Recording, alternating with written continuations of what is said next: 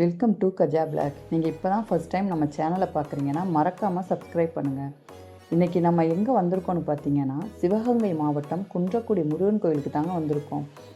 ஊரின் நடுவே உயர்ந்து நிற்கும் மலையின் மேல் தெற்கு நோக்கி அமைந்திருக்கும் ராஜகோபுரம் பார்க்கவே அவ்வளோ கம்பீரமாக அழகாக இருக்குங்க. மிகவும் பழமையான சிறப்பு வாய்ந்த திருக்கோயிலில் 2 பகுதியாக பிரிக்கப்பட்டுள்ளது. ஒன்று கீழ்கோவில், இன்னொன்று மலைக்கோவில். இந்த கீழ்கோவிலில் தேனாற்றுநாதரும் அழகம்மையும் கிழக்கு நோக்கி காட்சி தராங்கங்க. மலைக்கோவிலில் தான் முருகப்பெருமான் அருள்பாலிக்கிறார். இந்த கோவிலில் ஒரு குடவரை கோவிலாகும். இந்த மலைக்கோவிலோட படிக்கட்டுகள் பார்த்திங்கன்னா ரொம்பவே ஈஸியாக இருக்கும். யார் வேணாலும் ஏறிடலாம். படிக்கட்டுகள் பார்த்திங்கன்னா செங்குத்தாக இல்லாமல் பெருசாக அகன்று இருக்கிறதுனாலேயே யார் வேணாலும் ஈஸியாக ஏறிடலாம்.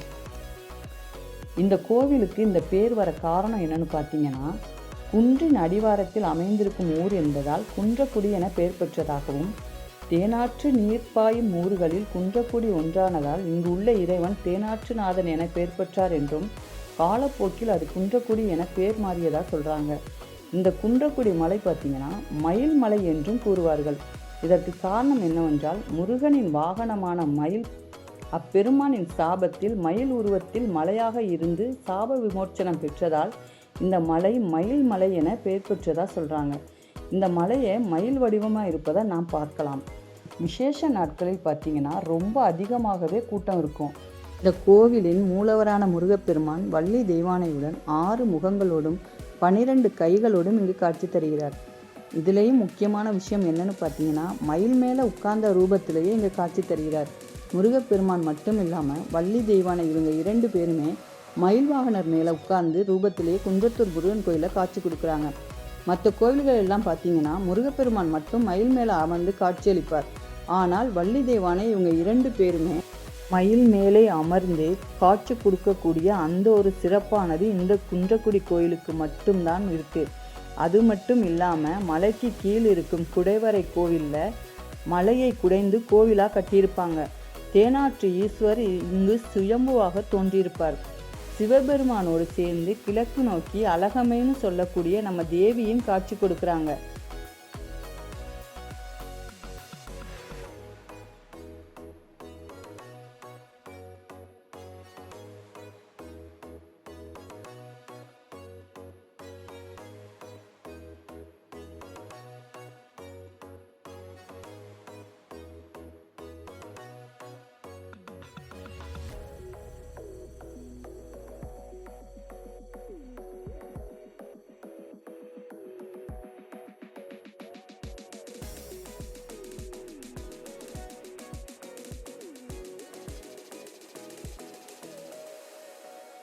அதுபோக பக்கத்திலேயே நிறைய தெய்வங்களும் இங்கே குடைவரை கோவிலுக்குள் காட்சி கொடுக்குறாங்க. இந்த கோவிலின் விசேஷம் என்னன்னு பார்த்தீங்கன்னா, பங்குனி உத்திரம் 10 நாள் திருவிழாவும் தைப்பூசம் 10 நாள் திருவிழாவும் இவை 2ம் இந்த கோவிலின் மிகப்பெரிய விசேஷமாகும். இன்னும் பல திருவிழாக்கள் இந்த குன்றக்குடி கோவிலில் விசேஷமாக நடைபெறுகிறது. குன்றக்குடி கோயிலுக்கு வந்தீங்கன்னா பக்கத்திலேயே பிள்ளையார்பட்டி, வைரவன்பட்டி, திருக்கோஷ்டியூர் போன்ற பல கோயில்கள் இருக்குது. வந்தீங்கன்னா எல்லா கோயிலையும் தரிசனம் பண்ணிடலாம். நீங்கள் இப்போ தான் ஃபஸ்ட் டைம் நம்ம சேனலை பார்க்குறீங்கன்னா மறக்காமல் சப்ஸ்கிரைப் பண்ணுங்கள்.